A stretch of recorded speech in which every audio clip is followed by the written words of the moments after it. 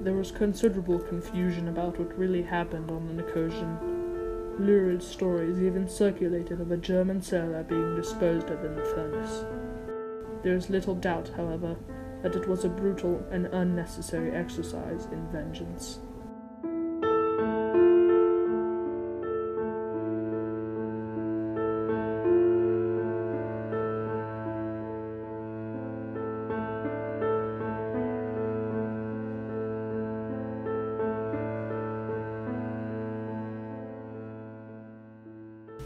It was the 19th of August, 1915, in the middle of the Atlantic. The Nicotian, a merchant ship carrying mules and mule trainers, was bound for the Western Front, when a periscope suddenly emerged from the choppy waters. The sailors looking through the scope of U-27 would almost certainly have been delighted with their find. For them, sinking the ship and its mules could mean a breakthrough for Germany in the Western Front. They told the ship to halt all processions, and allowed its crew to leave. They clambered down the side of the Nicotian like spiders on their web, and fell into their lifeboats. As U-27 began to open fire, a steamer flying the U.S. flag approached on the horizon. Flashing their semaphore flags, they confirmed that they wanted to pick up the men still in the water. The U-boat obliged and stopped their firing. After all, America was neutral, and any attack on the inactive country would result in their involvement. America didn't want that, and nor did Germany, so the U-boat stood aside. As the steamer approached the Nicotian, it changed its direct course to go behind it.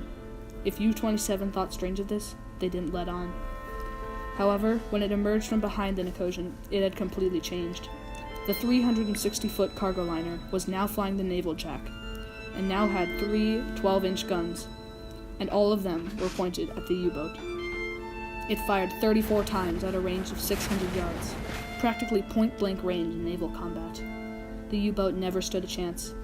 It withstood only 3 shots before its gas tank exploded and rolled onto its side, slowly sinking. The 12 men who had survived the initial explosion were still in the water when the captain of the Baralong ordered his men to fire. Cannons, small arms, and rifles were all fired at the men. The water turned red with the blood of the Germans, and the Baralong was covered in the smoke of its own guns.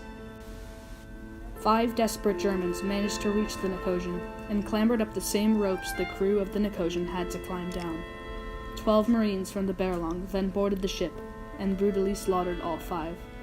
The German captain had tried to escape into the sea, but to no avail. He was shot at almost point-blank range with a revolver, and after his death, the captain of the Baralong's yell could be heard across the waves. "What about the Lusitania, you bastard?" He screamed, alluding to the horrific incident that occurred in May of that year. There were many factors of the war that instigated the incident. The first of those factors include the fact that U-boats were the infamous submarines of Germany, used and perfected throughout both world wars. They were effectively submarines, some of the first used for warfare. They were typically about 41 meters long, housing up to 60 men. Their main weapon was a self-propelled torpedo, which when fired accurately at a ship could sink it in one hit, sending it and all its hands to a watery grave. They were practically invisible before the invention of radar, and employed a 9.3 meter long periscope, allowing it to float along underwater while silently observing everything above it.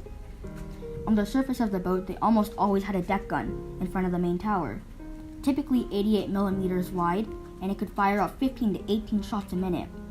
These weapons allowed the U-boat's torpedoes to damage a ship to the point where it couldn't move and then finish it off with a deck gun. What's more, that they also had multiple machine guns on the conning towers, and they could easily pick off any men foolish enough to stay on the deck of the opposing ship.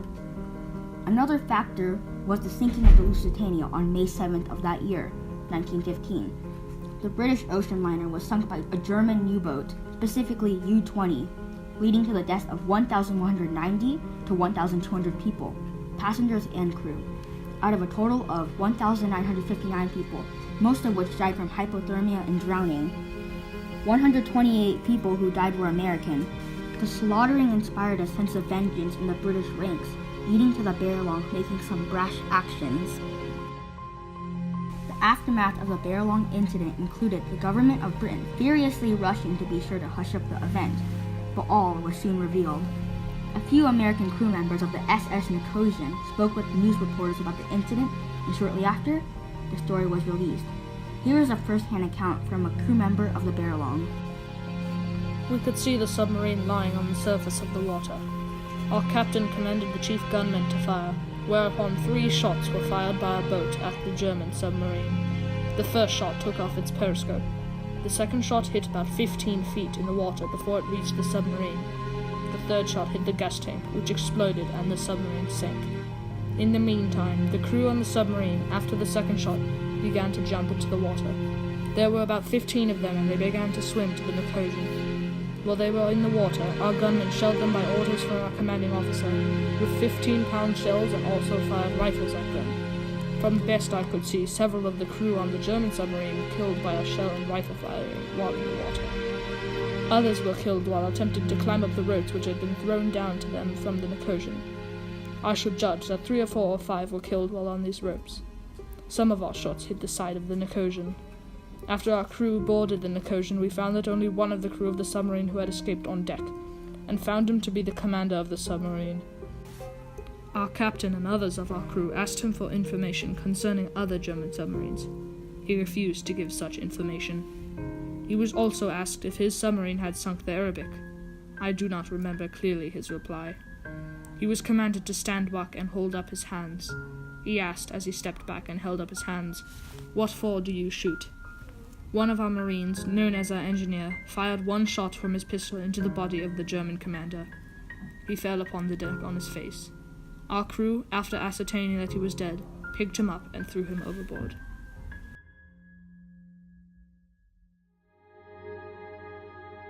Americans, Germans, and even Brits accused Captain Godfrey Herbert and his crew of various war crimes. The German government saw an opportunity for revenge and demanded Herbert be tried for murder and the war crime of the misuse of the American flag. Soon, after much bickering, an impasse was reached. German and British representatives met. They considered all of Germany's other incidents of aggression. This included the sinking of the SS Arabic, the savage wounding of some crew from their rule in their lifeboats, the Lusitania incident, and the killing by Germans of some crew of HMS E-15. This event is thought to have led to the German justification for the use of unrestricted savage submarine warfare. Over 3 years later, World War I ended November 11, 1918, at 11 a.m., leaving 40 million civilians and soldiers dead. It was finished by the Treaty of Versailles. It saw through many horrific war crimes, such as the rape of Belgium, the use of poison gas, and the Armenian genocide. But among the ranks of these horrendous crimes, the Baralong incident remains strangely hazed over. This may be due to the fact that it was hushed up by British media, or maybe because it was against the Germans, the offending party. Whatever the reason, it remains out of our history textbooks, while it should be in there among the tragedies of World War I. The event was a triumph and tragedy for many reasons. Firstly, it was a tragedy because the event in itself was a complete slaughterhouse with the killing of an entire crew of a German submarine. The first incident made a large wave in the war for its unethical and immoral methods, and it was seen as bending the rules of naval warfare. About a month later, the second incident occurred, and there was also the war crime of the HMS Baralong not lowering the American flag after entering communication range. All Q ships like the Baralong flew neutral country flags to avoid engagement in combat, but the Baralong entered combat on its own will while still waving the American flag. It also led to many conflicts between countries later on, including the allowance of unrestricted submarine warfare by Germany, which, in the end, killed more people than those killed by the Baralong. It was a triumph for the Allied powers, however, and is recorded as a victory for them in the history books. The result of the event ended in the defeat of a U-boat, which were very big obstacles in the war for the Allied powers. And in the second incident, the Baralong sunk another U-boat. While the Baralong incidents were both triumphs and tragedies, and have greatly impacted the war in history, they still sadly remain in the fog of history.